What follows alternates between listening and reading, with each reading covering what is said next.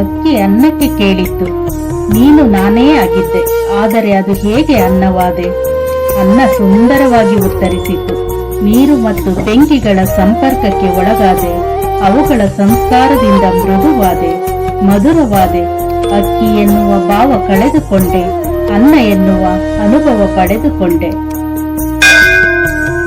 ಅದೇ ರೀತಿ ಸಜ್ಜನರ ಸಂಘದಿಂದ ನಮ್ಮಲ್ಲಿರುವ ಜ್ಞಾನ, ದುರಿತ ದುಮ್ಮಾನಗಳ ಕಾಠಿಣ್ಯ ತೊಲಗಿ ಪುಣ್ಯ ಜ್ಞಾನ ಮೋಕ್ಷಗಳೆಂಬ ಮೃದುತ್ವದ ಅನುಭವ ದೊರೆಯುತ್ತದೆ.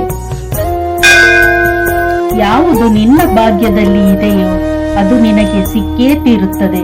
ಯಾವುದು ನಿನ್ನದಲ್ಲವೋ ಅದು ನೀನು ಎಷ್ಟೇ ಪ್ರಯತ್ನಿಸಿದರೂ ಸಿಗಲಾರದು.